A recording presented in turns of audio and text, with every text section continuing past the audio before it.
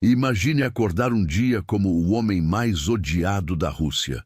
Nobres planejando seu assassinato no café da manhã, camponeses se benzendo quando você passa e a família real te tratando como uma mistura de santo e animal de estimação exótico. Bem-vindo à vida de Grigory Rasputin, em 1916. Um pesadelo que você não aguentaria nem por 24 horas. E antes que você pense, mas ele era poderoso, pegava na aristocracia inteira e influenciava o czar. Deixa eu te contar a parte que Hollywood esqueceu de mostrar. Ter poder na Rússia czarista era como ser o pinguim mais respeitado no deserto do Saara. Impressionante, sim, útil. Nem um pouco, porque Rasputin não era só um místico com hipnose no olhar e uma barba que parecia ter vida própria. Ele era um camponês siberiano analfabeto, vivendo num país onde a expectativa de vida era tão baixa que chegar aos 40 anos praticamente te qualificava para ganhar medalha olímpica. E em 1916, a Rússia não estava apenas à beira do colapso, estava pulando alegremente para o abismo, bebendo vodka e cantando canções folclóricas no caminho. Você acha que entendeu o inferno que era ser Rasputin? Você não entendeu nem o começo. Para começar, o homem acordava todos os dias, sabendo que metade da corte imperial queria vê-lo morto, não demitido ou cancelado nas redes sociais. Morto, com M maiúsculo, seguido de facadas, veneno e tiros. Enquanto você fica estressado quando alguém não curte seu post, Rasputin recebia cartas detalhando exatamente como iriam arrancar seus órgãos. E isso vinha de condes, duques e princesas. A nata da sociedade, gente que usava talheres de prata e sabia qual garfo usar para cada prato. Mas talvez você pense, bom, pelo menos ele tinha o apoio da família real, né? Sim, e isso era parte do problema. Porque a proteção do czar em 1916 valia tanto quanto um guarda-chuva feito de papel higiênico num furacão. O Império Russo, em 1916, era como um paciente terminal em negação. 3 anos de uma guerra mundial desastrosa, inflação galopante, fome nas cidades, revoltas no campo. E a solução do czar Nicolau II? Ir caçar enquanto a imperatriz Alexandra consultava um camponês sujo sobre decisões de Estado. Essa era a Rússia que Rasputin controlava. Um país à beira da revolução, onde ser amigo da família real era basicamente garantir seu lugar na lista de primeiros contra o paredão quando os bolcheviques chegarem. E aqui está o detalhe que vai fazer você agradecer por viver no conforto do século XXI, a higiene pessoal, ou melhor, a completa ausência dela. Esqueça banhos diários, pasta de dente e desodorante. Rasputin se orgulhava de raramente tomar banho. Dizia que a sujeira era uma forma de estar mais próximo da terra, de Deus, da natureza. Na verdade, ele fedia tanto que quando entrava nas salas do Palácio Imperial, os candelabros tremiam não por misticismo, mas porque as velas tentavam fugir do cheiro. Testemunhas descreviam seu odor como uma mistura de suor rançoso, vodka barata e alguma coisa que morreu, foi ressuscitada e morreu de novo. Suas unhas eram tão pretas que astrônomos poderiam estudar buracos negros nelas. E sua barba, sua famosa barba. Diziam que ela abrigava restos de refeições de semanas atrás, como uma despensa ambulante para tempos difíceis. As aristocratas que se deitavam com ele, e eram muitas, depois comentavam que a experiência era como uma aventura sensorial extraordinariamente perturbadora. Tradução. Ele era tão nojento que elas precisavam de terapia depois, mas por alguma razão voltavam para mais. E nem começamos a falar da saúde dele. Diziam que Rasputin podia beber veneno e sobreviver. Mas a verdade é que seu corpo já estava tão arruinado por décadas de álcool que qualquer toxina nova provavelmente se assustava ao encontrar o fígado dele e fugia correndo. Ele sofria de tudo. Desde sífilis, que naquela época se tratava com mercúrio, sim, o metal tóxico, até problemas digestivos crônicos, resultado de uma dieta que consistia basicamente em álcool, cebolas cruas e ocasionalmente peixe podre, que ele dizia fortalecer o espírito. Seus olhos, aqueles famosos olhos hipnóticos, estavam constantemente injetados e amarelados. Seus dentes pareciam uma fileira de pedras de dominó jogadas por um bêbado, tortos, amarelados, alguns completamente ausentes. Ele tinha dores de cabeça constantes, resultado de uma tentativa de assassinato anterior, quando uma mulher lhe enfiou uma faca no abdômen. E em 1916 ele estava bebendo mais do que nunca. Vinho, vodka, conhaque, tudo ao mesmo tempo, sem distinção. Ele poderia beber algo que faria um pedreiro russo cair inconsciente e depois pedir mais um pouco, só para esquentar. E ainda tinha a política. Meu Deus, a política. Imagina você, um camponês que mal sabe ler, tentando navegar nas águas traiçoeiras da alta política do último império europeu. É como jogar xadrez 4D enquanto bêbado, vendado e com alguém constantemente mudando as regras. Rasputin estava preso em um labirinto de intrigas palacianas, mais complexo que qualquer temporada de Game of Thrones. Cada nobre tinha sua agenda, cada ministro sua conspiração, cada grão-duque seu plano para salvar a Rússia, geralmente envolvendo eliminar Rasputin. A Duma, o parlamento russo, o odiava abertamente. A Igreja Ortodoxa o considerava herético. O exército o via como traidor por se opor à guerra. Os liberais o viam como símbolo da corrupção czarista. Os conservadores o viam como uma aberração. Até seus seguidores frequentemente só queriam algo dele: cura, favores, influência, dinheiro. Em 1916, Rasputin estava tão isolado politicamente que fazia um eremita parecer o cara mais popular da festa. Sua única proteção real era a imperatriz Alexandra, que acreditava que ele mantinha seu filho hemofílico, o Tsarevich Alexei, vivo. E talvez ela estivesse certa.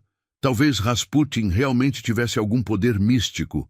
Ou talvez, como médicos modernos sugerem, ele simplesmente entendeu intuitivamente que os tratamentos médicos da época, como aspirina, que impede a coagulação, estavam matando o garoto, e seu conselho de não fazer nada era acidentalmente o tratamento correto. Não importa.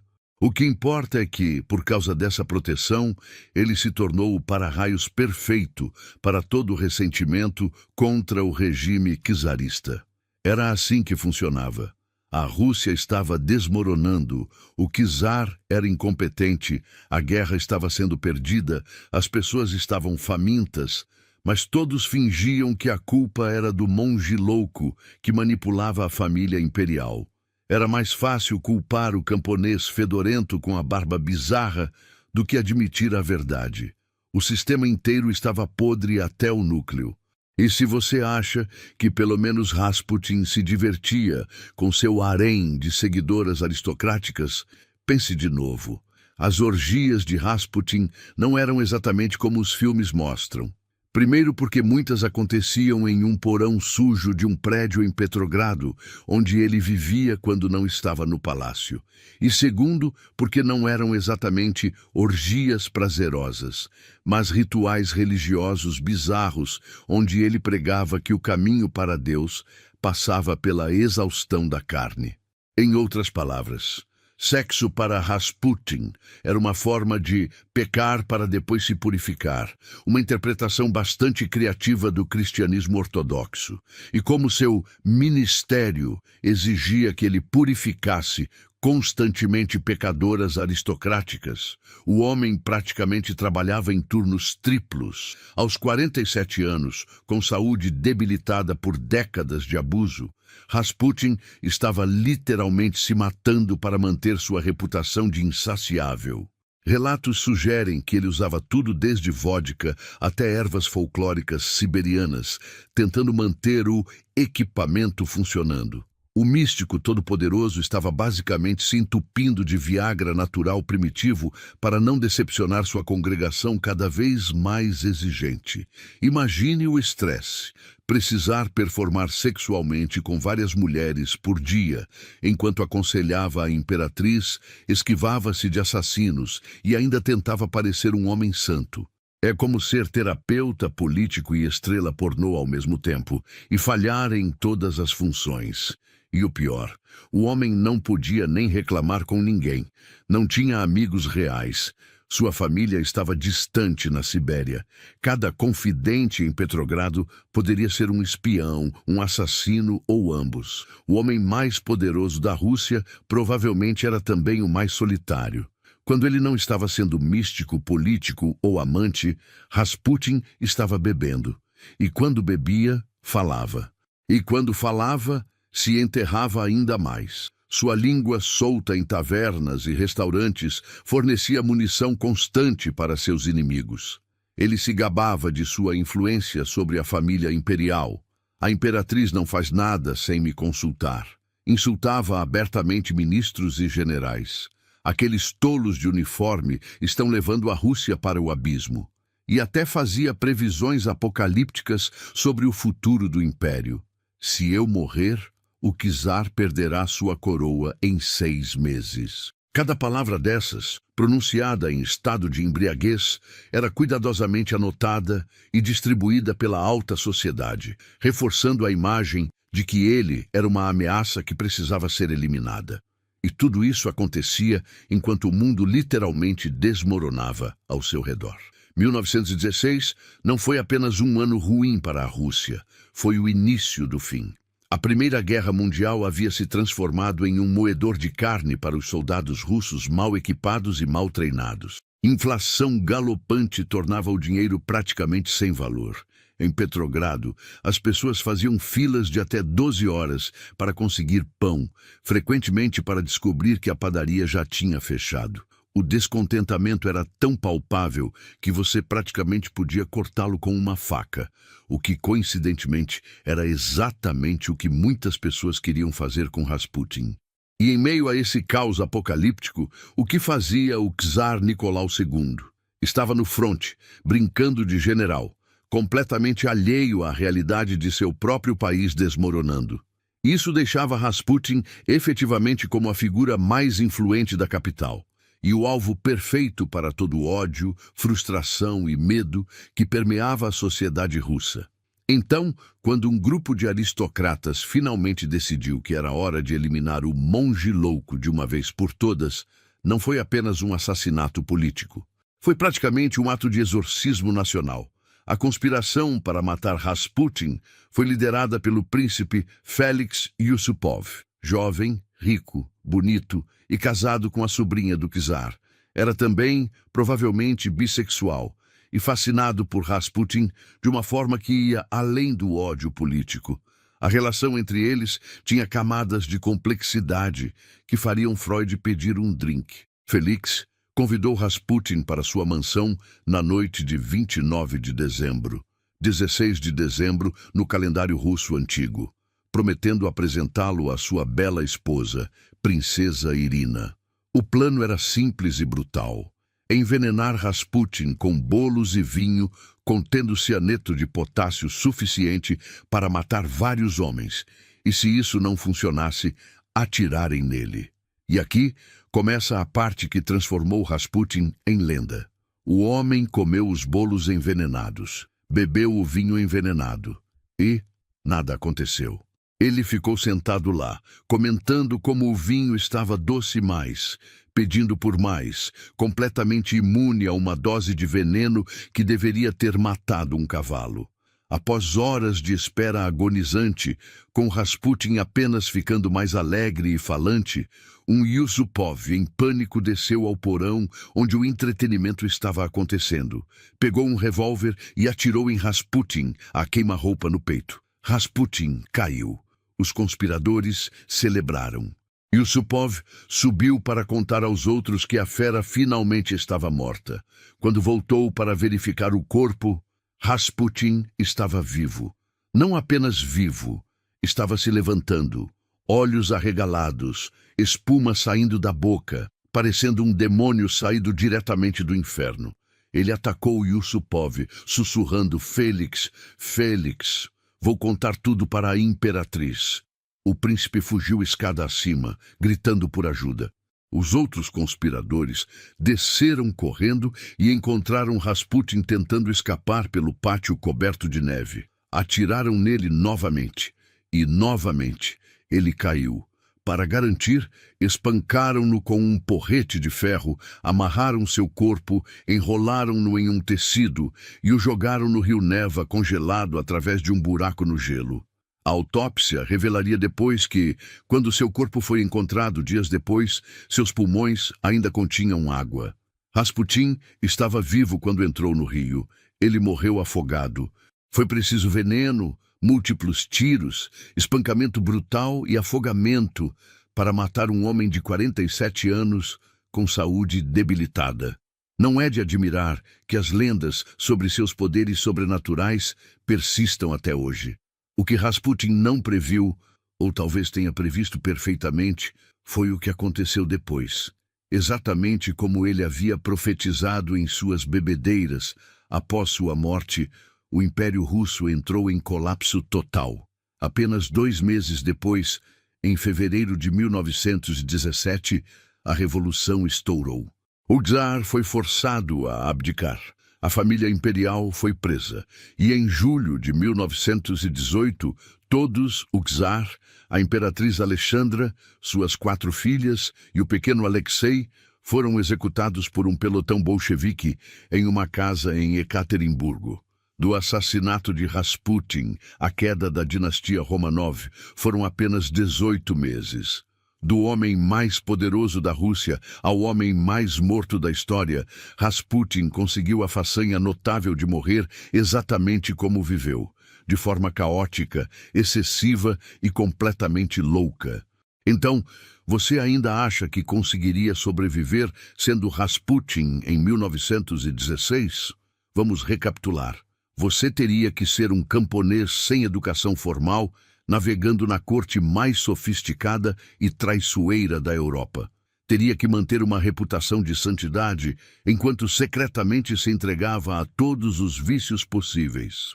Teria que aconselhar uma imperatriz histérica sobre como governar um império em colapso, enquanto tentava tratar um príncipe hemofílico com métodos duvidosos. Tudo isso enquanto metade da nobreza planejava seu assassinato, a imprensa te retratava como um demônio encarnado, e você precisava encontrar energia para satisfazer sexualmente dezenas de aristocratas.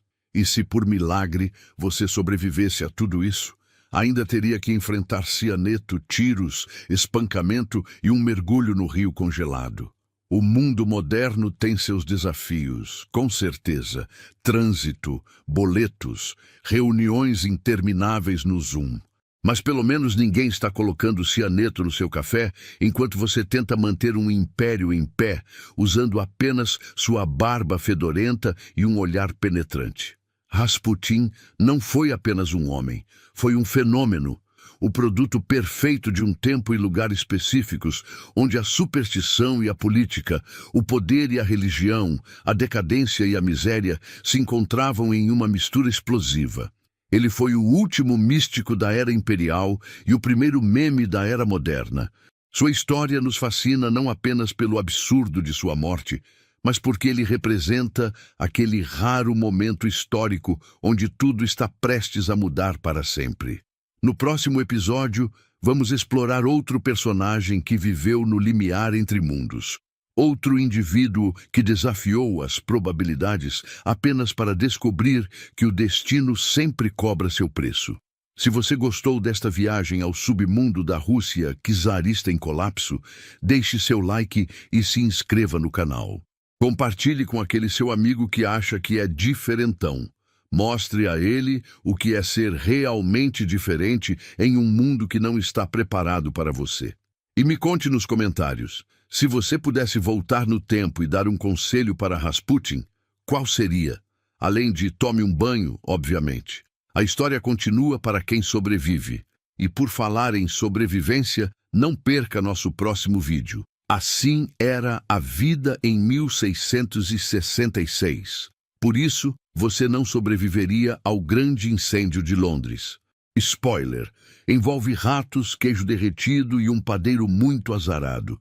Até a próxima exploração pela história mais estranha que a ficção.